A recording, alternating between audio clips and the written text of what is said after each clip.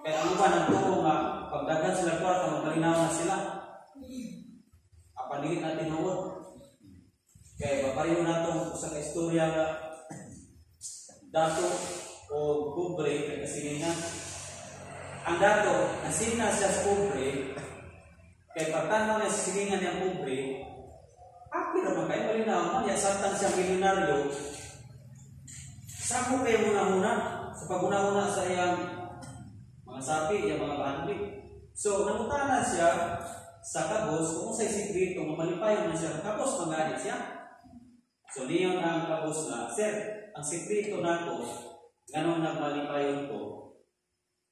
Ang sikreto rin yun, sir, ako isir sa imuha. Gusto kang malipayon, panghatag sa mga kabos.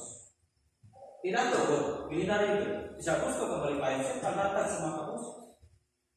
Di kay kabos man itong yung ipamutana, itagaan niya 1 million. O kitagaan niya 1 million itong kabos. Karon kay ang kabos, tataw na sa iyang balay, tabi-tabi naman. O may tarong nga ato, o tarong kumpong. Yan naman sa 1 million. Gama siya box. Yang kaduduhan, sulong ng 1 million dito. Anong gabi? Pagkadawat niya ng adlaw, pagkagabi, abot o galas dos, wa sa tulog. Tungod ras 1 million. Tungod kay nasa una-una, na basi, kulison, basi o niya, dahil mong box, wak na siya galinaw sa una, wak na siya tulog. So, isa yung hingin mo, pagkauma, hindi gusto mo siya malinaw, pagkauma, iyan dato ni 1 million pagbalik dito sa dato.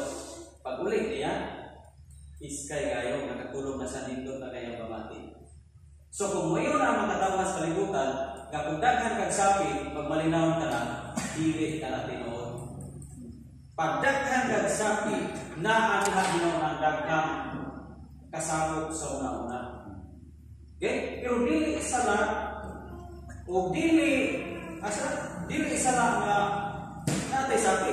Ang Diyos, kung panalangin mo na nato, pwede kang panatulong sa Ginoo sa sakto nga pamaagi. Okay? Pwede kang panatulong sa Ginoo saktong pamaagi na may kalinaw gyapon. Sa unsang pamaagi nga daghan kag sapi kalinaw gyapon ka. Kung daghan kag sapi, diha nimo karakan imong time sa pagko. No? Kung gipresta, diha tinuon ka mo padakto time sa pagkampo sa Ginoo. Ano man? Kaya ang Ginoo ko matag kalinaw. Karon nagkadaghan imong blessing. Nagkadaghan ang panalangin sa Ginoo. Kuya tigama yung tumampo sa Ginoo. Diha nang usamo ang atuang kinabuhi mo na mapantay nato sa kinabuhi nato, naka-experience ta sa diyan nalingaw mata sa panalangin sa Ginoo. Nya wala natay kaya sa Ginoo sa pagampo. Diha inon ta lang kata kayo. Diyan inon ta murag lah unsa na yung kinabuhi panday ang blessing. Pero murag ang katan mo kayo. Ngano man, wag na tayo kalinaw sa nauna o kasing-kasing. Ang sikreto di ay prayer. Okay? So, karon sa karon sa itong balibot, makisipanan karon, dili ko response pag-apo. Kaya na-busy sa trabaho, na-busy sa negosyo, na-busy sa iyang buhaton, huwag sila kabalo, na ang kabisihon, pasulpan na siya, basta ang tao may nampuon. Amen? Ang tanang kabisihon, tanang kalatuon, masulpan na siya, kaya ang Ginoo mo mong arrange na ito. Philippians 4:6 says siya, ayaw mo kabalaka sa bisan unsa, kundi pangayuan sa Dios ang inyong ikinahanglan, uban ang pagpasalamat sa tanan ninyong pag-ampo. Verse 7, muli na kanindot, ug ang kalinaw sa Dios, sinong lumini. Sa verse 6, di mo ta kabalakon, kung naatay kabalakan, yun siya, pagpangayuan siya sa Ginoo, o niya, ubanan o pagpasalamat sa ato mapagampo. Ano man, verse 7, kung niyang buhaton sa Ginoo, ug ang kalinaw sa Dios na dili matukad sa tao. Inani kanindot ang kalinaw na sa Ginoo. Iyon sa diriya, ang kalinaw sa Dios dili matukad sa tao. Naisumpay, manalingkod sa inyong kasing-kasing. O huna-huna diha sa inyong pakigiusa kang Kristo Jesus. Kung buhaton niyo kini, isa rin buhaton, kung muampo ta, isa kung buhaton na ito ni pag-ampo, hatagan kita o kalinaw magikas Ginoo. Lahi man ang kalinaw magikas kalibutan. Usahay ang atong kalinaw, atong paliton. Gusto tang mag-relax-relax ay mga tao nga mag-mindset na para kalinaw ko sa problema mo ato ko layo-layo mo isolate sa ako. Muripres ako dito o man matubay-bay o man musuroy o mga beach kaya mag-relax-relax para makaungaw sa problema. Okay na siya. Pero after na, yapon mawala. Pero na sikreto. May kitambag ang pulong sa Ginoo.